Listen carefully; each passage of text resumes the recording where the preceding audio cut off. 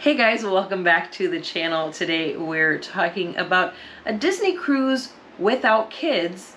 Is it worth it? And we just did one of these about 2 months ago. We took a Disney cruise. It was only a 3-night cruise. We just wanted to try it out because we'd never been on a Disney cruise. Our kids are no longer in the house with us. They are living on their own. And we did want to try it, but we didn't want to commit to a 14-day or an 11-day transatlantic. We saw a couple of those and we were like, I don't want to do that. Let's see. Because the pricing is a little bit high on these cruises, and if it's not worth it, we wanted to find out on a short one. So, And now, before we get into it, too, we do love Disney. We've been to the Disney parks as just two adults many times on our own and had a really good time. So we were kind of thinking, like, you know, will it be like that? Will it be different? Will there be too many kids? I mean, we're caged up on a cruise ship. At least at the Disney parks, you can kind of, you know, have your own spaces and things like that. So that was kind of what we were trying to figure out on this cruise. So we're going to cut right to the chase here and tell you what we think and then tell you why. But basically, we came to the conclusion that no, it is not worth it to go on a Disney cruise as two adults. And we didn't feel like we really got our money's worth. We didn't feel like it was the best cruising experience. Although we had a good time, we would not do it again. Yes. Well, and here's the breakdown of why that is. Well, first of all, we'll start, you mentioned it already earlier, was the pricing. The pricing is on the higher end. And we'll discuss a little bit more here now in the breakdown as to why it's not worth it when you're paying that much.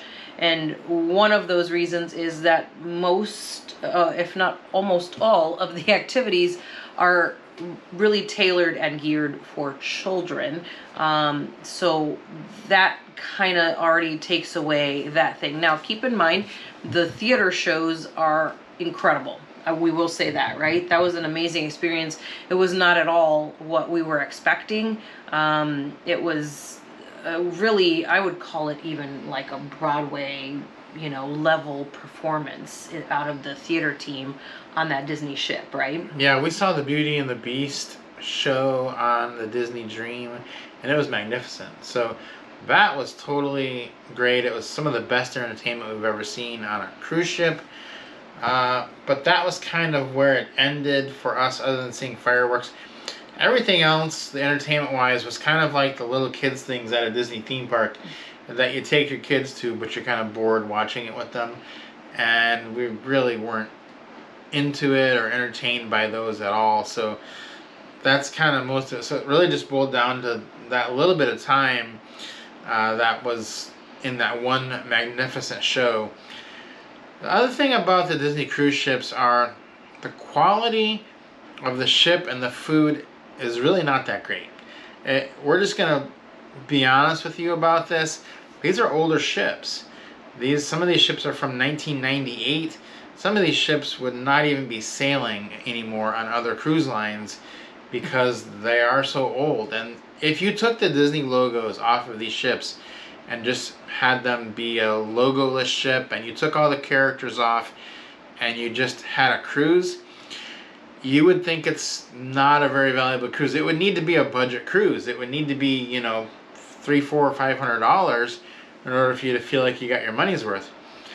Where Disney shines is the magic that happens when a kid gets on and sees their favorite character, or they get to see Mickey or any of this stuff in the Disney logos, and they're on a Disney cruise.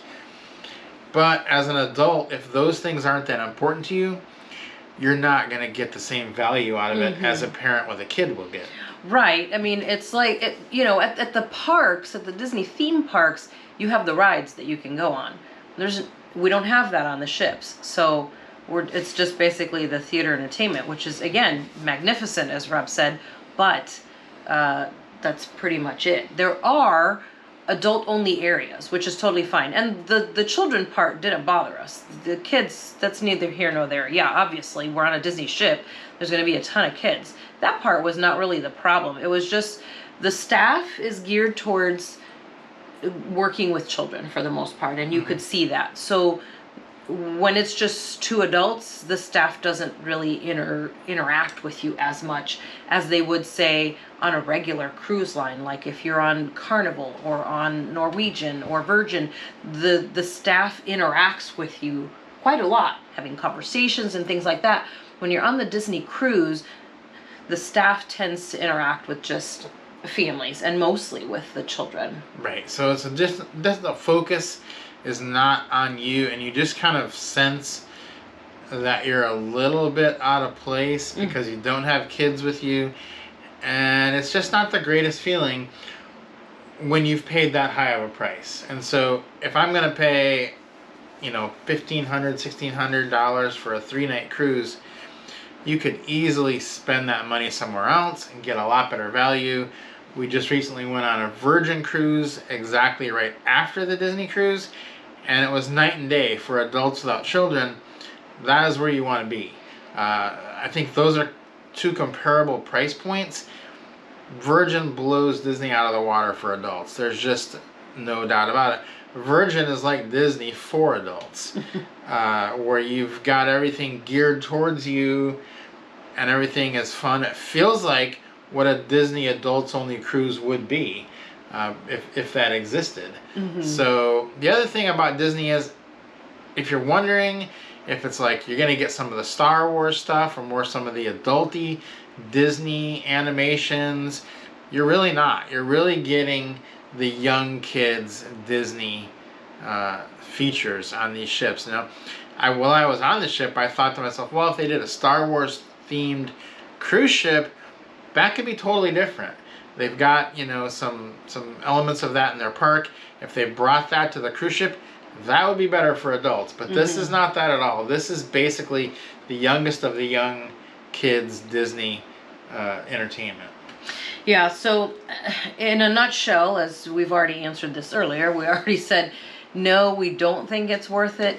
For when you compare the price, the entertainment, the experience, the food, the actual quality of the ship, when you actually get down to it, it's just not worth it to spend the money on it if you're not bringing children on with you.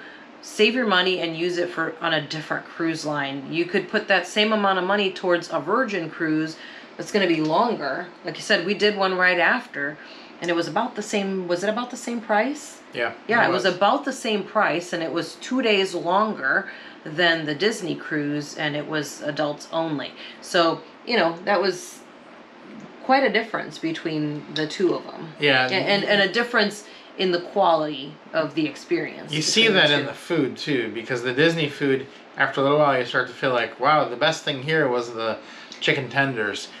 And it does end up feeling like Disney park food, which feels like kind of kids food. Now, you can pay a lot more for an adults only specialty restaurant, but you're paying a lot more to do that. And, if I think a Disney cruise is perfect, if you have young children, go on it with them. They're going to love it. You're going to love it, because the whole part of your vacation is to see them have fun. But if you're going by yourself and you don't have any kids with you to have fun, you're not going to love it as much.